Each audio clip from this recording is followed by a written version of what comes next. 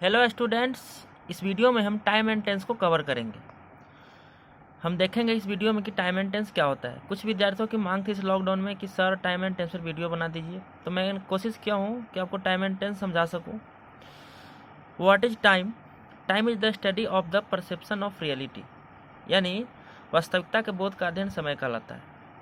अगर मैं बोलूँ सूरज पूरब में निकलता है, ये तो प्रेजेंट टेंस हुआ, और मैं बोलूँ सूरज पूरब में निकलेगा, तो ये फ्यूचर टाइम हुआ।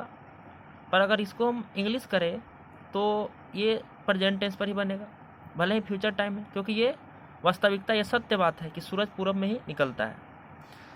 तो इस प्रकार से हम समझ सकते हैं टाइम को।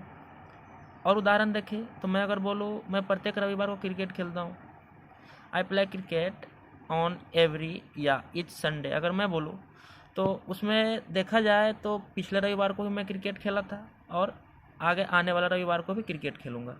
तो इससे पास्ट टाइम और फ्यूचर टाइम की पता चलता है। तो इस प्रकार हम देख सकते हैं टाइम क्या होता है। What is tense? The tense is the study of the forms of a verb, यानी क्रिया के रूपों का अध्ययन काल कहलाता है। क्रिया के कितने रूप है? 5 रूप है, वर्ब 1, वर्ब 2, वर्ब 3, वर्ब 4 और वर्ब 5। तो अगर उनके रूपों का अध्ययन हम कर रहे हैं तो उसको हम क्या बोलेंगे? टेंस बोलेंगे, काल बोलेंगे। ठीक है, एकदम सिंपल है। कुछ टर्म्स को हम देखेंगे, काइंड्स ऑफ टेंस, यानी काल के कितने भेद हैं।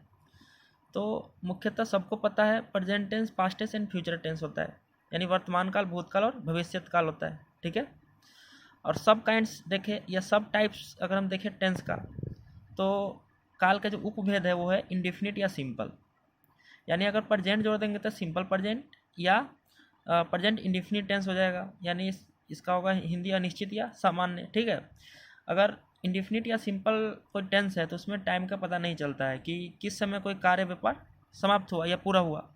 कंटिन्यूअस या प्रोग्रेसिव या इम्परफेक्ट देखते हैं, यानी अपूर्ण या तात्कालिक, तो इसमें भी समय का पता नहीं चल रहा होता है कि हाँ कोई कार्य, इतना तो पता रहता है कि कार्य हो रहा है, पर कब खत्म होगा ये पता नहीं चलता है। तो ऊपर का जो दो टेंस है, इंडेफिनिट और कंटिन्यूअस, यानी सब काइंड से टेंस का, तो इसमें समय का पता नहीं चलता है कि कोई कार्य व्यापार कब खत्म हुआ या कोई कार्य व्यापार कब कब खत्म होगा।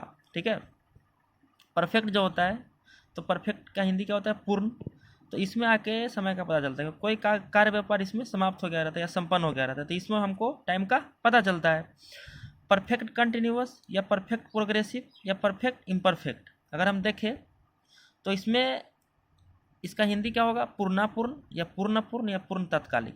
इसमें एक कार्य पूरा हो गया रहता है, यानी एक समय तो फिक्स रहता है कि आएगा ही, और एक जारी रहता है, यानी कि आने वाला समय में कोई कार्य व्यापार जारी रहता है कंटिन्यू, यानी भूतकाल में कोई कार्य चालू हुआ है और आने वाला समय भी जारी रहेगा या अभी जारी रहेगा, तो उसको हम बोल सकते हैं परफेक्ट कंटिन्यूअस या परफेक्ट प्रोग्रेसिव या परफेक्ट इम्परफेक्ट, यानी एक कार्य पूरा हो जाएगा और दूसरा कार्य जारी रहेगा, यानी एक समय हमको पता चलेगा और दूसरा समय हमको पता नहीं चलेगा। ठीक है, तो उसको परफेक्ट कंटिन्यूअस या परफेक्ट प्रोग्रेसिव या परफेक्ट इम्परफेक्ट। अगर इसमें हम प्रेजेंट, पास्ट या फ्यूचर जोड़ दें तो हो जाएगा सिंपल प्रेजेंट टेंस या प्रेजेंट इंडेफिनिट टेंस। उसी प्रकार से देख सकते हैं प्रेजेंट कंटिन्यूअस या प्रेजेंट प्रोग्रेसिव या प्रेजेंट इम्परफेक्ट टेंस। ठीक है, present perfect tense, present perfect continuous tense, present progressive tense और प्रेजेंट इम्परफेक्ट टेंस। ठीक है, और हिंदी इसका मैं लिख दिया हूँ, हिंदी बहुत को पता नहीं रहता है हिंदी क्या होता है, तो अच्छे तरह से इसका अध्ययन करें। आगे देखते हैं, अगर समझ में ना आ रहा हो ना तो कमेंट करके पूछ लीजिए।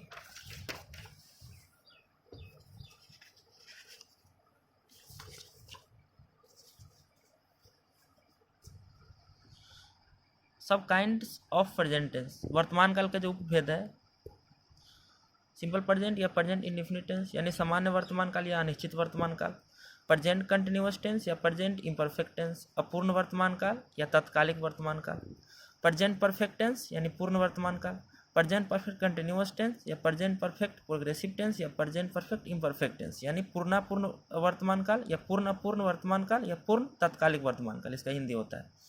ठीक है, अब हम देखते हैं मुख्यतः सिंपल प्रेजेंट टेंस को। इसमें कुछ टर्म्स भी देखेंगे, इसको पहचानने का तरीका भी देखेंगे। तो अगर हम इसका पहचान का तरीका देखते हैं तो इसकी पहचान क्या होती है?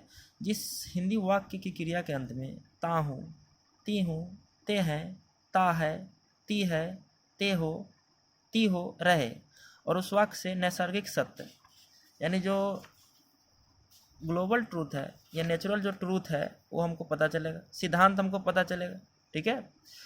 अस्थायी कार्य व्यापार का पता चल सकता है तथा नियमित एवं स्वाभाविक जो हम कार्य करते हैं पर डे वो पता चलता है, ठीक है।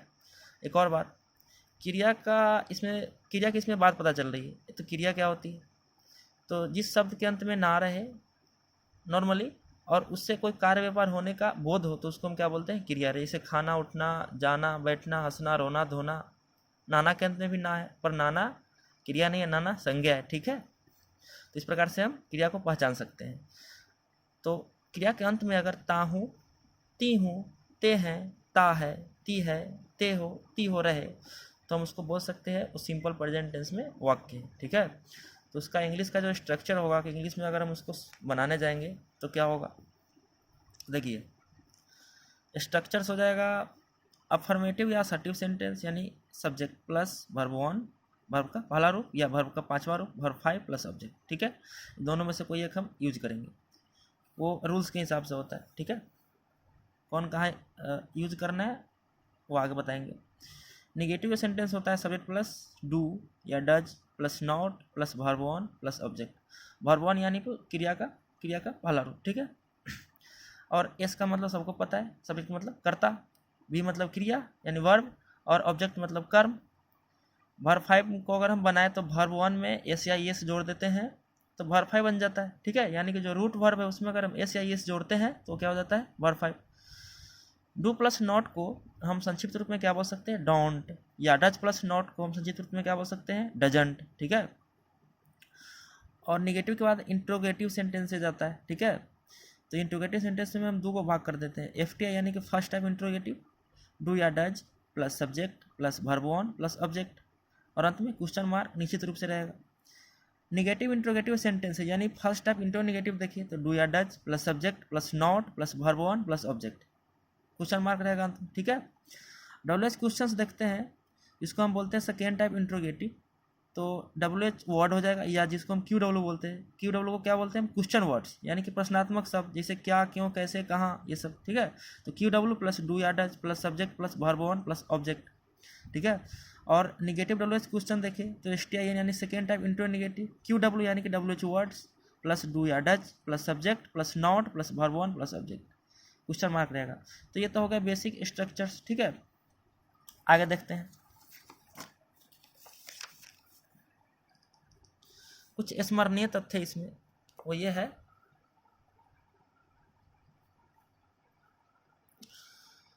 आई वी यू दे तथा बहुवचनकर्ता में वर्ब वन का प्रयोग होता है, ठीक है। यानी कि आई यानी मैं, वी मतलब हम लोग, यू आप लोग, दे वे लोग, और बहुवचनकर्ता कोई भी रहे तो उसमें वर्ब वन का हम इस्तेमाल करेंगे।